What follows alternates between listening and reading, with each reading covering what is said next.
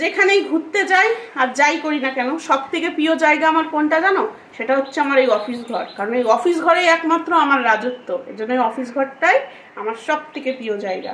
আর পেট খারাপ হোক বা মন খারাপ আর শরীর খারাপও হোক না কেন, পেট খারাপ আর শরীর খারাপ বোধহয় একই, তো যাই হোক প্রিন্টিং মিস্টেক বলে তোমরা ক্ষমা করে দিও। তোমার যেটাই খারাপ হোক না কেন, আমি যদি রান্না করি তো একেবারে ফিট অ্যান্ড ফাইন হয়ে যায়। আমার মনে আর কোনো দুঃখ কষ্ট বা শারীরিক কষ্ট কিচ্ছু থাকে না।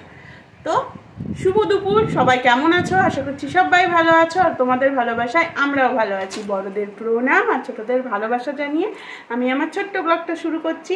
ভর দুপুরবেলা আজকে আবার ব্লগ শুরু করলাম পেতনির মতন। যাই হোক, পেতনি ব্লগই তোমরা দেখো। এখন করব হচ্ছে তেঁতুলের আচার। তো তেঁতুলের আচার করব, আর মায়ের জন্য একটু উচ্ছে ভাজবো একদম খুচরো লেভেলের। আর একটা নতুন জিনিস করব, সেটা হচ্ছে আলু ঘাটি, তাও আবার ডিম দিয়ে, অঙ্গনারীর ডিম দিয়ে। ঠিক আছে, সোশ্যাল মিডিয়ায় এই একটা খারাপ দিক মানে আমার ক্ষেত্রে, সেটা হচ্ছে কি বলতো, বেশিরভাগই তো আমি ফুড ব্লগ দেখি, আর ফুড ব্লগ দেখলেই না সেই জিনিসটা খাওয়ার থেকেও বানাতে বেশি ইচ্ছে করে। তাই মনে হলো আলু ঘাটি একটু করে দেখি। তো আলু ঘাটি দেখলাম চিকেন দিয়েও হয়, আবার আলু দিয়েও হয়, আবার ডিম দিয়েও হয়, আবার মাছ দিয়েও হয়। তাই আনছি জলের দরে ফলের রস যখন আছেই সামনে, অঙ্গনারীর ডিম, তখন একটু আলু ঘাটি করেই দেখি। আর দেবাগ্নি একটু ঘাটাঘুটি জিনিস বেশি পছন্দ করে। এবার দেখেছো, বেছি বলে ফেললাম। এই আমার হয়। একটা কমেন্ট এসেছিল আমার, জানো তো, একটা ভাই বলছে যে সুপ্রভাতটাকে মনে হলো কেমন যেন হচ্ছে নুন ভাত শোনা গেল। এই কমেন্টটা পড়ে আমার পেটে মানে কি বলবো খিল দিয়ে আসছে, এত হাসি হেসেছি না। মানে একটা মন ভালো করা কমেন্ট হতেও পারে, নুন ভাতও বলতে পারি, কারণ আমার না একটু বলতে যায় এক, আর আমার জিভের সমস্যা আর এক হয়ে যায়। তো যাই হোক, চলো বক বক না করে শুরু করে দিই। তেঁতুলের আচার, আচারের জন্য শুধু আমার মেয়ে না, আমার মনটাও না হাসপিস হাসপিস করছে। তবুও বেশি খাবো না, ছোটো মেয়েটা ছোটো তো, একটু অল্প অল্পই খেতে হবে। প্রথমে আমি ভাজা মশলাটা তৈরি করে দেবো। ওই গোটা ধনে আর হচ্ছে পাঁচফোড়ন আর একটা মাত্র শুকনো লঙ্কা দিয়েছি। জানি এই মশলাটা খুবই কম, কিন্তু কিছু করার নাই। ওই যে আমি আচারে যদি বেশি মশলা দিয়ে ফেলি তা দেবাগ্নি টেস্ট হোক আর না হোক ওই মশলা দেখেই বলবে ওটা আমি খাবো না। আমার খাটনি একেবারে জলে বিসর্জন হয়ে যাবে। তো চলো তেঁতুলটা ভালো করে জল দিয়ে গুলিয়ে নিলাম। আর তেঁতুলের অবস্থা খুবই খারাপ জানো তো। এই তেঁতুল দেখে মনে হচ্ছে আচার করলে খাবো তো আবার। তো যাই হোক, একটুখানি সর্ষের তেল দিয়েছি, দিয়ে পাঁচফোড়ন দিয়ে দিলাম, দিয়ে ওই তেঁতুলের কাঠটা এর মধ্যে দিয়ে দিলাম। আর তেঁতুলের মধ্যে কি খুঁজে পেয়েছি দেখো, একটা আমের আটি, মানে বুঝতে পারছো কেনা জিনিসের কি হাল।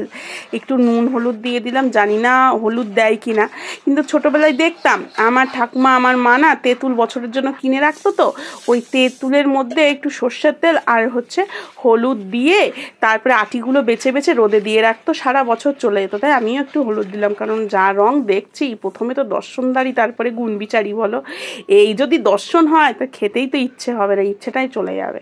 ও একটু চিনি দিয়ে দিলাম, আর একটু গুঁড়ো ছিল সব দিয়ে দিয়েছি, দিয়ে ভালো করে নাড়াচাড়া করছে। এদিকে মশলাটাও তৈরি করে নিচ্ছি।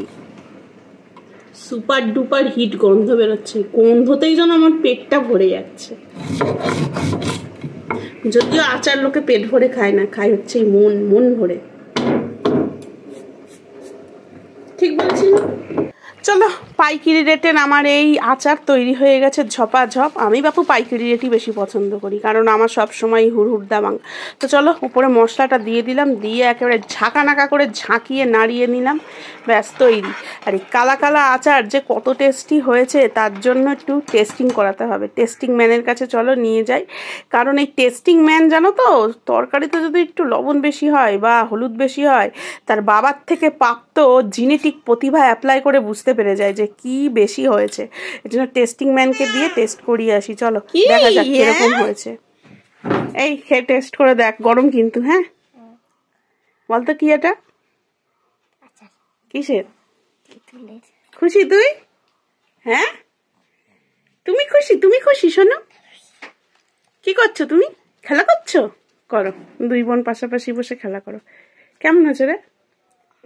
বেশি টক হয়নি তো? মিষ্টি টিষ্টি ঠিক আছে? ঝাল, ঝাল বেশি হয়নি তো? চলো, আমার হাট কুড়ানো উচ্ছে ভাজা হয়ে গেছে।